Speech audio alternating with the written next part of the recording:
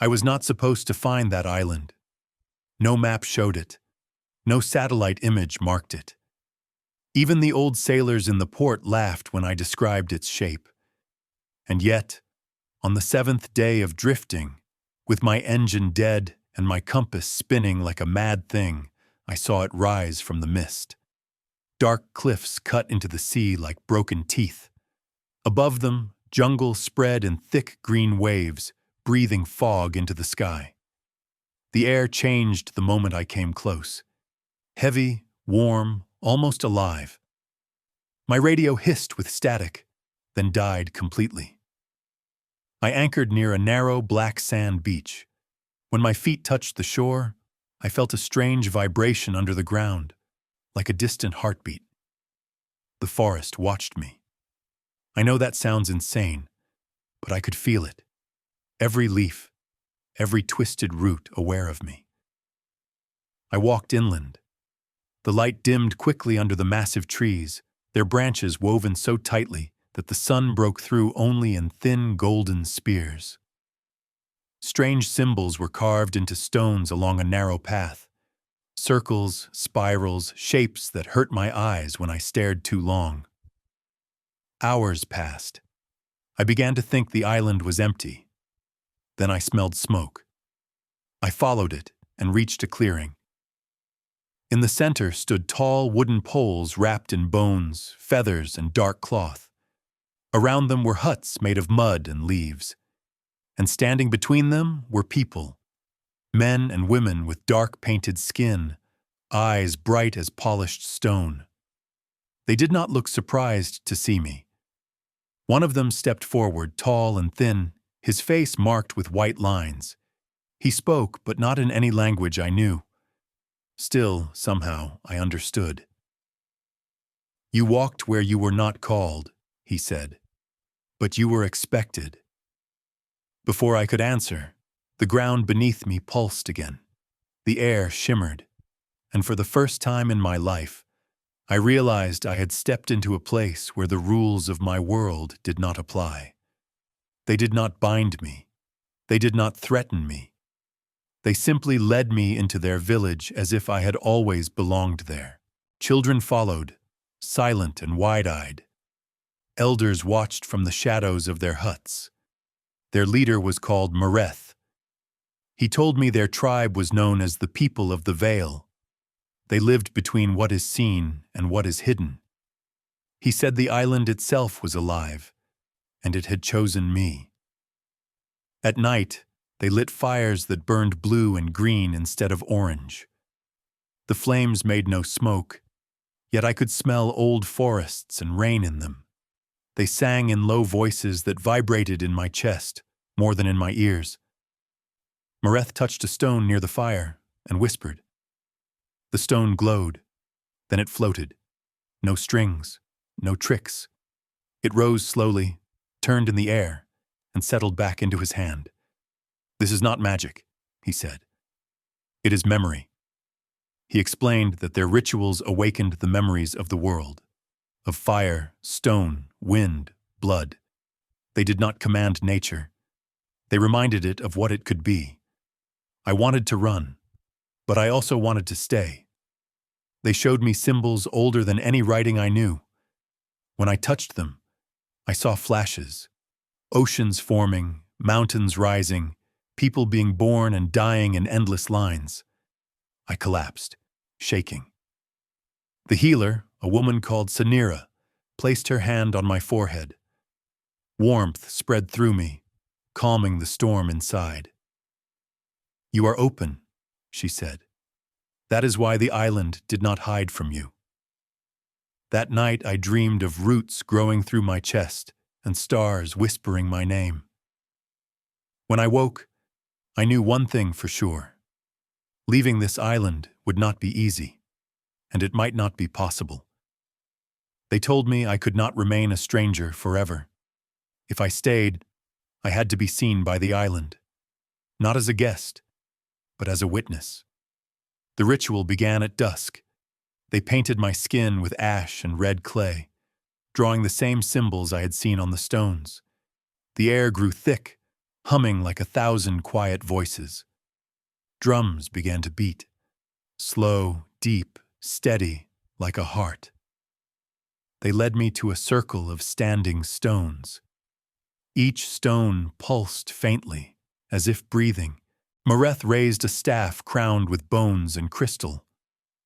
"Let the veil open," he said. The world bent, colors stretched and twisted. The sky folded inward like fabric. I felt myself falling without moving. Images flooded my mind. Ancient storms, burning cities, oceans swallowing lands, people praying, killing, loving.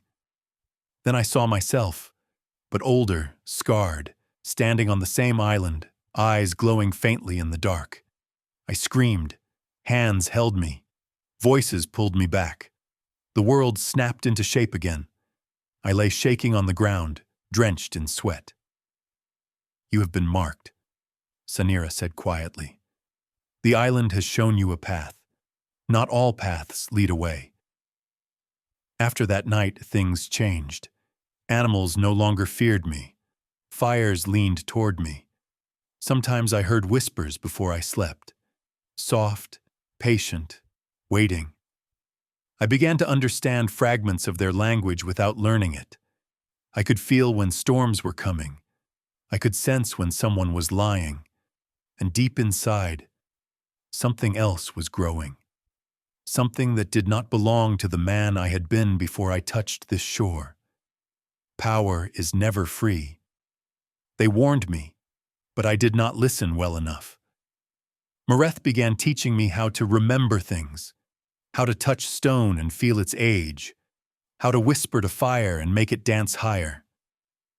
At first it felt like a dream, then it felt like hunger.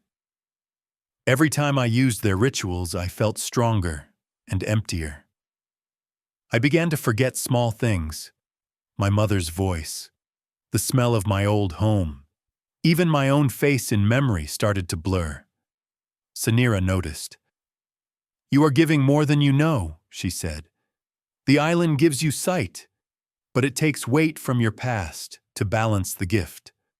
One night I tried a ritual alone. I wanted to see beyond the veil without guidance. I cut my palm, let blood fall onto the stones, and whispered the words I remembered. The world tore open. Shadows rose from the ground, shaped like people but hollow. They spoke in voices that were not sound. They showed me futures full of fire, seas of bones, skies without stars. I tried to stop, but I could not. Mareth broke the circle with his staff. The shadows screamed and vanished. I collapsed, barely breathing. "You nearly became a door," he said, "and doors do not choose what walks through them." After that, the tribe watched me differently, not with fear, but with caution. I realized then, I was no longer just a lost man. I was becoming something that belonged to this island. And every day, it was harder to remember why I had ever wanted to leave. Mareth finally told me the truth. The island was not hidden by chance.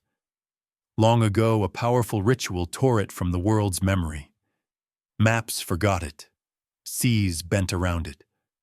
Only those the island chose could see it. Why? Because beneath it slept something ancient. Not a god, not a monster. Something older than both. A force that remembered the world before shape, before time had learned to walk forward. The people of the Vale were not masters of magic. They were guards. Their rituals were locks. "And you?" I asked. Mareth looked at me with sad eyes. "You are a key." The island had shown me futures because it was testing me, seeing if I could open or seal what slept below. I wanted to refuse, but I already knew the truth. Part of me wanted to see it, to know it, to touch what no human ever should.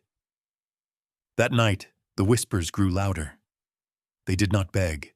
They did not threaten. They promised. My name, before the island began to drink it away, was Ethan Ward.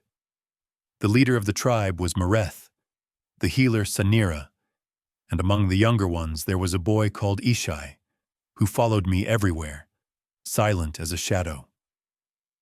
It was Ishai who saw me leave that night. He did not stop me. He only watched with eyes too old for his face. I went where Mereth had forbidden me to go, into the deep heart of the island, where stone sweated pale light and the air tasted like rain that had never fallen. The whispers guided me, soft and patient, calling me by a name I barely remembered. I reached the black lake. Its surface was smooth as glass, but inside it moved, slow, endless, alive. I knelt and saw not my reflection, but 1,000 Ethans. Sailor, corpse, king, madman, guardian, destroyer. I want to know, I said. The lake cracked like ice under a footstep. Something stirred beneath it, something so vast my mind bent around it like a weak branch in a storm. It touched me, not with hands, but with memory. I saw worlds before shape, light without sky, sound without air. I felt myself becoming small, then nothing. I screamed Mereth's name. The cave shook. The tribe arrived. Mereth first, Sanira behind him, Ishai clutching her hand. "You are opening what must never wake," Mereth shouted, "and you are becoming what cannot return." The force beneath the lake rose higher, tearing at the veil like a giant testing rotten cloth.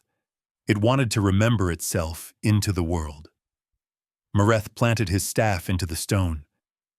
"Ethan Ward," he said, using the name I had almost lost.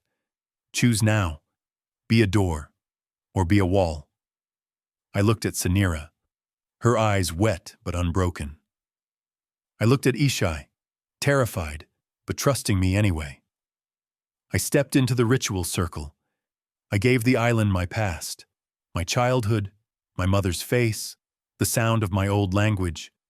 I gave it my future, roads I would never walk, names I would never answer to. I poured myself into the lock.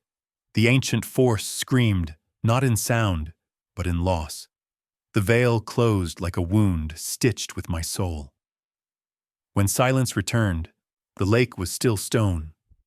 I collapsed. Sanira held me, crying.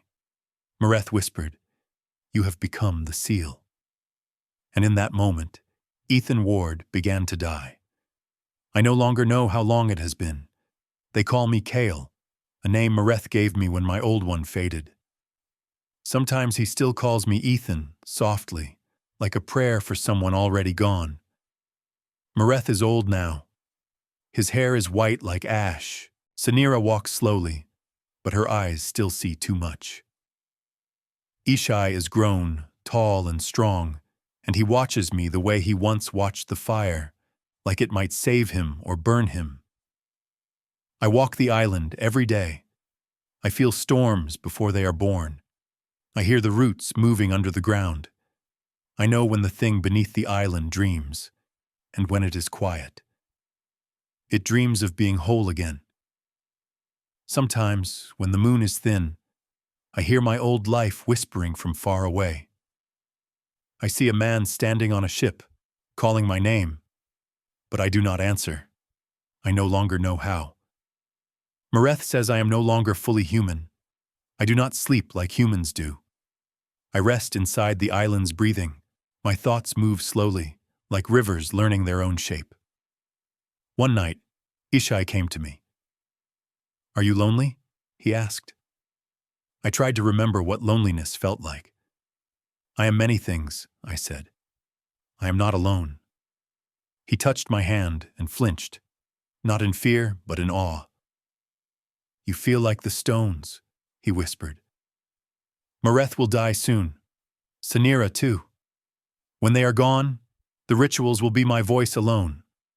I will teach Ishai and others, but they will never become what I am. Because I am not a man anymore. I am a memory that walks. I am a wall that breathes. I am the wound where the world was almost unmade. And as long as I remain, the thing beneath this island will sleep, dreaming of a world it will never be allowed to become again.